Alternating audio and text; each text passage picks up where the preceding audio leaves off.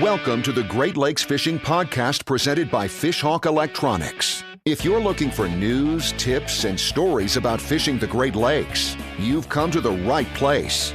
And now your host, Chris Larson. Welcome to the Great Lakes Fishing Podcast. Joining us today is Dave Kranz from the WeFishASA Podcast and Dave's Bait, Tackle, and Taxidermy. We're talking fishing podcasts, among other things. Dave, thanks for joining the show. Oh, thanks, Chris. Glad to do it. Tell me a little bit about the WeFishASA Podcast for those of you or those out in the audience that don't know.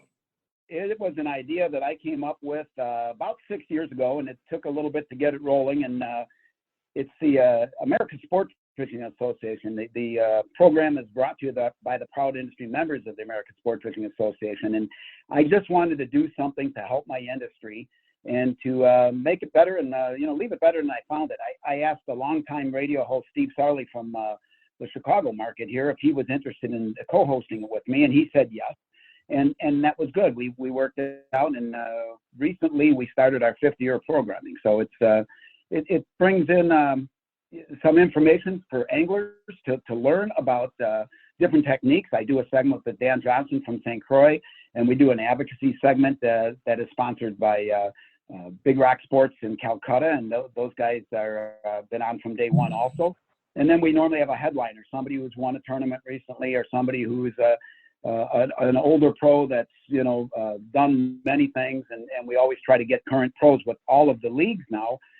It's pretty easy to get a current pro, although the COVID slowed that down a little bit. Yeah, where can people find it if they want to listen? WeFishASA Podcast. We have our own Facebook page. We have a web page. We have it's on Spotify, iTunes, Stitcher. It's just if you type it in, it'll come right to the top of the page. If you put WeFishASA, it'll fill that front page, and you can go to it. It comes up every week. Every Wednesday we do another episode. 52 weeks a year. It's an hour long, and we definitely would invite anybody that wants to learn more about the outdoors and our industry to listen and give us feedback. We always appreciate feedback. Yeah, if you listen to it, it's very, very polished. Is it on the radio as well? You said you have a radio guy that helps you out with it, but it is not. We do it. We do it like it's with hard stops in it, with the music intro, outro, and we try to do it where we do it time to keep it very professional and polished. But it is not on the radio. Also, it's just 24/7. You can listen to it. Right now, the last couple weeks, we averaged 44 and 4,500 listens per week. We've been breaking over 600 hits a day, 7 days a week in recent times here. And that's growing from where we first started. There was only, 100, 150. But, to have 220, 230,000 listeners a year, it's definitely pretty popular. Yeah, that's great. You talked about you wanted to start the podcast to kind of help the industry. Why did you decide to do a podcast? Why not do something else? What was it about podcasting that drew you to it? Well, I wasn't even sure. When I started, this concept came into my head. It was, I believe, 7 years ago, July 3rd. And I took a couple of years to get it up and running. So, 7 years ago, there weren't podcasts like there are today all over the place. It was pretty new at that time. Because I had done a lot of radio with Steve Sarley, I was a guest for over 200 episodes with him. I knew that time slot was, you only get the listeners that you have there. With the podcast, people can go back and listen to it. It's on many platforms, and they can get it when it's convenient for them. When they can be driving in the car on a fishing trip, they can be a truck driver working and listening to these things. So I just thought the format was good, and I thought it was a way to get things out there that people could go back and listen to, or listen to a segment again if they found it interesting and didn't get it all and wanted to hear some more. So it was kind of a lot of challenges there to figure out how we would do it, who we would have as sponsors, but the industry, I believe, needed help from ASA. If you Googled ASA 7 years ago, it was on page 16 of a search. If you Google it today, it's right underneath the WeFishASA Podcast as the American Sport Fishing Association. So I got them to the front page, I believe, by doing what I did, creating more awareness for our industry. They help the fishermen, they help the industry. It's a good organization, and I just think they needed a little help, and that's what I decided to do. You kind of led into it a little bit there, but what are some of the biggest challenges that you have with putting this show together on a weekly basis? I think getting timely guests is important. Trying to get together with the Major League Fishing, FLW, and BASS. They've been very good about working with us and sharing our posts. FLW, until they were acquired by Major League Fishing, every time we had one of their guests on it, they would put it in their industry news feed, so you could go and see that we had Brian Thrift on, or whoever we had on that was in their group. They would post it for us, and that was a lot of help. We've had some sponsors come and go. Keeping the sponsors is important too, because we're not trying to make money off this. We're trying to pay for the programming, pay for the pages, pay for the promotion of it. We're just trying to break even on it. And several of the guests of the sponsors asked me right from the beginning, St. Croix and Calcutta. They said, "Boy, we're doing your math here, and fully funded. This thing's like $20,000 a year. How can you make any money with 2 guys and a producer and paying for everything I have to?" I said, "Well, I'm not doing it to make money. I'm doing it to help my industry." So even that being said, it's still a challenge to get sponsors, especially in today's day and age. And we're thrilled to have the ones that we have right now. What are the most rewarding aspects of doing this show for you? When I hear somebody say, I love that segment with Dan Johnson from St. Croix, I learned so much. That means a lot to me, because I'm in this industry, but I sell tackle, but I first feel I'm an educator, and I sell the products, related products, to make a living. But I love teaching people how to use the outdoors, be effective at it. I'm also a hunter. I love bow hunting, but I like to teach people how to get the most out of what we have in this world, as far as the outdoors, fishing and hunting, and enjoying the wildlife that you get to see while you're doing it. So it's very rewarding when I hear that somebody learned something. Yeah, you're not just a podcaster, you're a retailer full-time. And I think to say that 2020 has been a strange year is probably an understatement. How has business been for you guys this year? Well, tackle is the new toilet paper. If you've got it, you'll sell it, because the supply chain has severely been disrupted.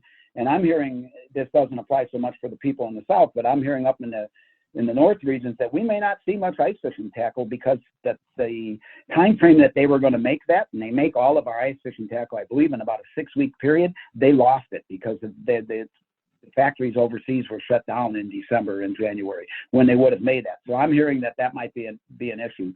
But overall, business has been great. It was down because we were limited to how many people we could have in the store. April was way down. May was down. June was a new record month for me. July is turning out to be a great month also, because I have inventory. I stock a lot of inventory. I don't plan on running out of anything anytime, because I do stock tackle 52 weeks a year.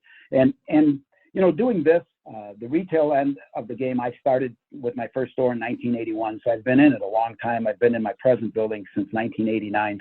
So almost 32 years here. Getting into the media end of this with the podcast, something else I don't know if you're aware of, I also write for Fishing Tackle Retailer. I do the Retail Matters column. I'm on my 3rd year of doing that for the editor for Ken Duke. And that's very rewarding, because I never knew how much I would enjoy writing. And it's the same reason I like teaching people about how to use the tackle. I'm teaching retailers how to stay in business and how to be profitable. And I'm hearing great response from them also, that they learned something, and it's the same reward. That's awesome, Dave. You're heavily involved with the ASA. We're right in the middle of what would be ICAST right now, and with COVID-19, it's not happening. How do you think that is going to affect the industry? Well, it's happening on a virtual world here that you can go, and I've been spending my evenings going through, because I am working and I am busy at the store, so I would be down in Orlando right now. All of us would be, but so I am going through, looking at the products that are winning and trying to keep up on what's new. What I am disappointed about is I use ICAST a little differently. I also want to know what's not going to be made for next year. And all they're talking about is new. But what I like to get from the manufacturers is their discontinued list. What aren't you going to have? If there's items on there that I could buy because they're still going to sell fairly decent, and sometimes at a discount because they're going away, that's one of the ways I used ICAST. But I'm not able to do that the way it's happening now, because everybody's they have time for one thing, and barely that to get the new products out there. So yeah, I don't know if it's going to affect the industry to the degree that it's going to hurt the industry, because I think if they can figure out how to get the product to the retail stores, the customers are going to buy it, because the ultimate social distancing is the outdoors. We're outdoors fishing, hunting, enjoying it, whether you're hiking, biking, boating. All those things are very popular right now, and I think they will continue to be. So I think this is a good thing for the industry. We're getting a lot of new people, and we're getting a lot of people that are coming back to it that had lapsed and now are coming in and buying licenses. License sales across the country are up in every state, I believe. And I know here in Illinois, they over 60,000 new licenses, people that never bought one before this year. You're a retailer, you're a podcaster, you're a writer. You do all these things. You're an advocate. But you were just out on Lake Erie fishing in a tournament. Tell me about your experience there. I fish FLW Toyota Series, and I'm doing the Northeastern Division. We were in Lake Erie at Sandusky because Thousand Islands wasn't available to us, because we couldn't bring people from all these different states into New York, and we couldn't go into Canada. And now we're up against the next one where it's supposed to be in Champlain. I don't know if we're going back to Sandusky or if we're going to go. There's been talk of Chesapeake Bay or the Potomac, but I jumped into that several years ago. I'm going to be 62, so at 59 years old, I was an FLW rookie, and I jumped levels because I've won a lot of money at home in local tournaments and done well here and have been a top 10 finisher consistently for decades. I wanted to have that experience. I didn't want to be 70 years old saying I should have tried this. So I jumped into it. My sponsors are helping me with it. The same people that help me with the podcast are helping me with the fishing. I'm promoting the podcast by being on at that level. And I am thrilled to be able to have that opportunity. Dave, you sound like a really cool guy. I've never met you before. I've heard a lot about you, but you're doing a lot of different things. And it was interesting to get a chance to talk with you. I know you've got busy things going on at the store. Is there something you wanted to talk about today that I didn't ask you about? No, not really. I would like, I might as well take the opportunity to thank the sponsors that I have, if that's okay. Yeah, go ahead. Daiwa has been a sponsor. Big Rock Sports and Calcutta brands, they have been on from day one. St. Croix Rod, we couldn't have done it without them. They have been a great supporter. Big Bite Baits has been great. Sunline, NMMA, National Marine Manufacturer Association, has done advertising with us in the past. My new boat line is Charger, and I ran that Charger out on Lake Erie, and you know what the water can get like out there, and I was thrilled with that. And Mercury, that 4-stroke is an awesome motor. Couldn't do it without Power Poles on there. Minn Kota, I love them all. They do a great job for me, and I truly appreciate the sponsors that I have. And we have all of those to promote the WeFishASA podcast, whether I'm fishing or whether I'm in my store or whether I'm writing or whether I'm doing the podcast. So I just love it, and it's a great opportunity to educate people and hopefully bring people into our industry. Really appreciate you coming on, and if people want to hear your show, you can check it out. It's the WeFishASA Podcast. You can find it wherever you find your podcasts, and also check them out, Dave's Bait, Tackle, and Taxidermy in Northeastern Illinois. Dave Kranz, thanks so much. Thank you. Thanks for listening to the Great Lakes Fishing Podcast presented by Fishhawk Electronics. For more information on fishing the Great Lakes, visit our blog at fishhawkelectronics.com.